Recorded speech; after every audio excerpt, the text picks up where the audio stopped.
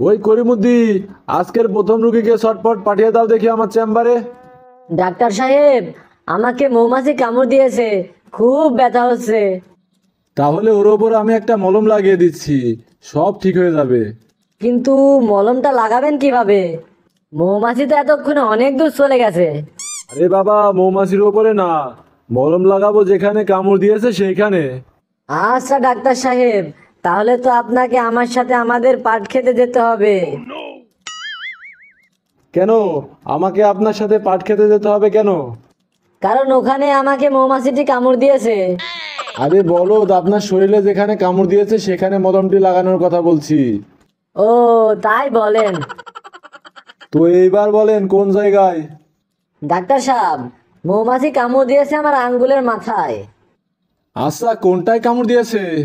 এটা তো আমি ঠিক বলতে পারবো না, কারণ ওখানে অনেকগুলো মৌমাছি ছিল, আর সবগুলো মৌমাছি দেখতে একই রকম। কি বিশ্রু রুগী রে বাবা। আপনি এখান থেকে বের হন, আপনার চিকিৎসা এখানে হবে না। ওই করিমুদ্দি, এর পরের রুগীকে চেম্বারে পাঠিয়ে দাও দেখি। ডাক্তার সাহেব, ডাক্তার সাহেব, আমাকে বাঁচান। কি হয়েছে আপনার? ডাক্তার সাহেব, কাল রাতে আমি ভয়ঙ্কর স্বপ্ন দেখেছি। কি স্বপ্ন দেখেছেন? গতকাল রাতে আমি স্বপ্ন দেখেছি যে আমি একটা বড় তরমুজ খেয়ে ফেলেছি। স্বপ্নে আপনি তরমুজ খেয়েছেন? এটা তো খুবই ভালো। তো এখানে সমস্যা কোথায়? না মানে, ঘুম থেকে উঠে দেখে আমার পাশের কোলবালিশটা আর নেই। বাঁচান আমাকে ডাক্তার সাহেব, বাঁচান। আচ্ছা, আমি আপনাকে কয়েকটি ওষুধ লিখে দিচ্ছি। আপনি 2 ঘন্টা পর পর এই ওষুধগুলো খাবেন, তাহলে আপনার কোলবালিশটা আপনার পিছন দিয়ে বের হয়ে যাবে। ডাক্তার সাহেব, ডাক্তার সাহেব, প্রেসক্রিপশনে আপনি যে ওষুধটি লিখেছেন এই ওষুধটি কোথাও পাওয়া যাচ্ছে না। আরে পাগল, এটা তো কোনো ওষুধই নয়।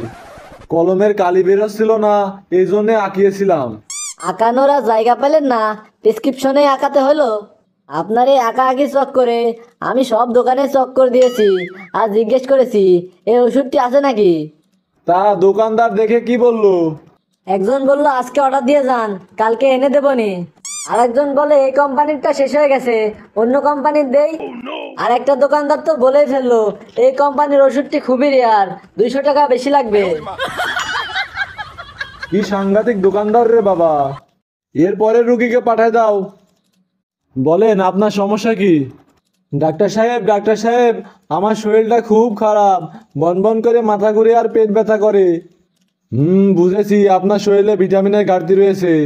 আমি ওষুধ লিখে দিচ্ছি, আপনি 3 ঘন্টা পর পর একটা করে ট্যাবলেট 2 গ্লাস পানি দিয়ে খেয়ে নেবেন।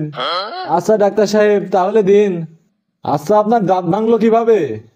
আর বললেন না ডাক্তার সাহেব, আমার বউয়ের বানানো রুটি এত শক্ত, এত শক্ত।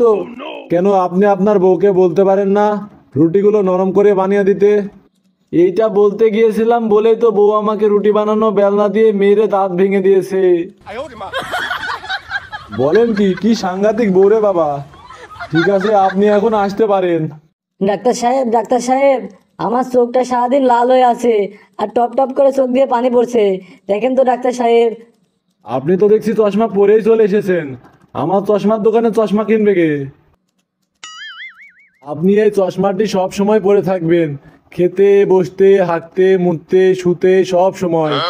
আর আমি আপনাকে একটি ড্রপ দিচ্ছি, এই ড্রপটি চোখের ওপরে 3 বেলা 3 ফোঁটা করে দিবেন, তাহলে ঠিক হয়ে যাবে।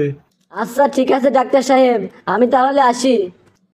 ডাক্তার সাহেব, আপনি এটা কি ডব দিলেন? এটাতে তো কোনো কাজই হলো না। আপনি মনে হয় ড্রপটি নিয়ম অনুসারে ব্যবহার করেননি। আমি তো নিয়ম অনুসারে চোখে ডব দিয়েছি, কিন্তু চোখে ডবটা দিলে চশমাটি ঘোলা হয়ে যায়। আরে মিয়া, আপনি তো আজব। চোখের ওপরে ড্রপ দিলে কখনো চশমা ঘোলা হয়? ডাক্তার সাহেব, আপনিই তো বলেছিলেন খেতে, উঠতে, বসতে, হাঁটতে, মুততে কোনো সময় চশমাটি খোলা যাবে না। তাই আমি চশমার উপরে ডবটি লাগিয়েছি। ওরে কেউ আমাকে ধর, নইলে আমি পেশেন্ট হয়ে যাব।